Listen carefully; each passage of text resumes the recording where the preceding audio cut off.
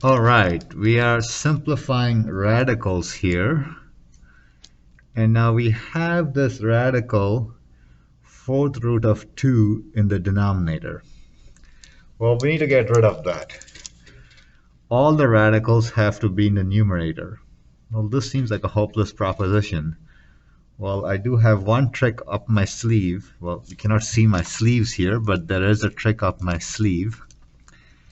And what number would I need this to be so that this fourth root will go away? Well, I know that if I have a 2, a fourth root of 2 is 16. So if I had a 16, the fourth root would go away. But I don't have a 16. I have a 2. Well, I can get that to a 16 by multiplying 2 with 8. So I'm putting the same fourth root, by the way. This looks like it's just connected there, but I am multiplying the fourth root by 8. Now, obviously, since both of them are fourth root, since both the small numbers, as you guys call it, are 4, that means I'm able to multiply what's inside because it's the same exponent. Well, to keep it balanced, I have to multiply numerator and denominator by the same number. Okay, I have to multiply the numerator. So this would be 1, right? This thing and this thing is the same number, so it would cancel out. It would be 1, leaving the original value unchanged. So what happens if I do that? Well, the numerator I can multiply as 19 multiplied by 8, and the denominator will become 2 multiplied by 8. Don't forget that's the fourth root. And 19 multiplied by 8 in the fourth root cannot be simplified any further. We don't have a fourth root hidden anywhere, a perfect power of 4 rather, hidden anywhere. So 19 multiplied by 8 is 152, and the denominator is the fourth root of 16. So this number here, what I have right now, is the same as this number here. I've merely modified it. Think of it as 19 divided by 2 would be a reduced fraction of 152 divided by 16. I'm actually going in the opposite direction of reduced fraction because I wanted the denominator to be a fourth root of 16, which is 2. And I have a clean denominator with all the jazz in the numerator. Now we've taken care of that. Let's see number 15. Let's see number 15. Well, we have 15 here. Now this is a 3, okay? So we're looking for perfect cubes. We want triplets. So what I'll do is 2 is by itself. I can't do anything about it.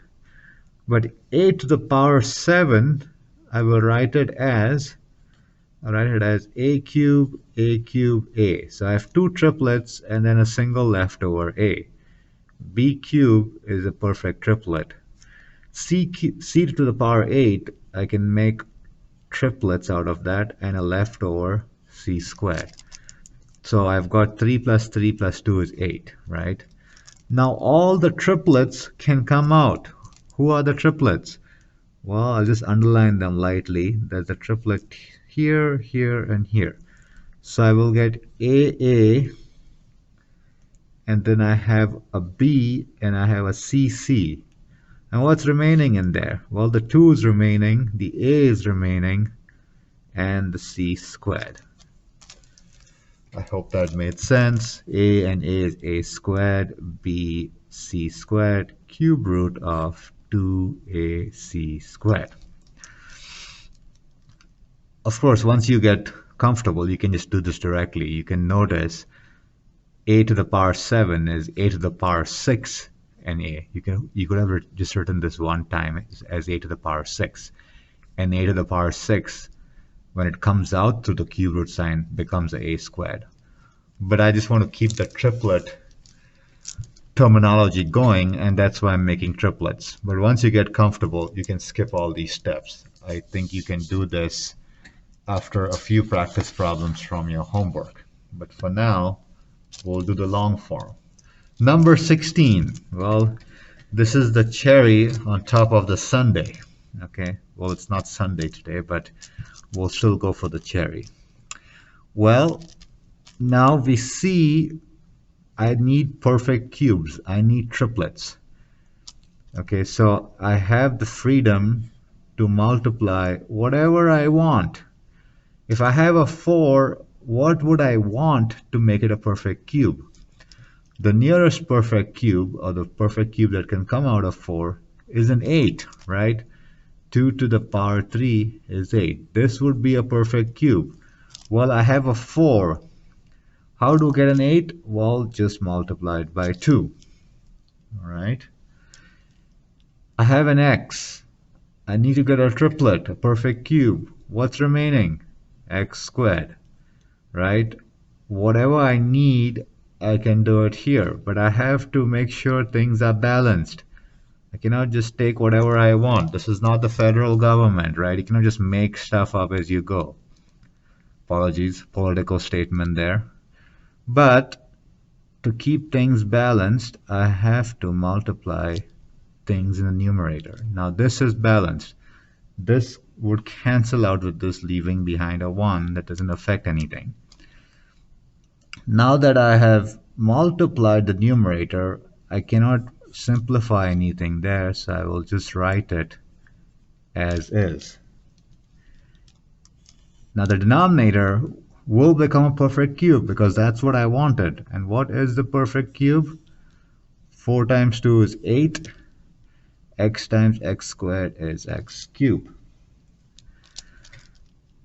Now, the numerator remains the same, x squared cube root of 2x squared. The denominator is, the 8 is a perfect cube. 8 goes through the cube root sign, comes out on the other side as a 2. Cube root of 8 is 2. X cubed goes through the cube root sign, comes out as an x. And finally, this is the cherry on top of the cherry, rather. I can cancel this with the squared. I can get rid of one of the x's. This x squared divided by x. And that leaves behind the 2. And so we have that as the answer. I think you may have heard some student came in, so I have to go. I hope that made sense. Take care. Bye-bye. See you same time, same place next week.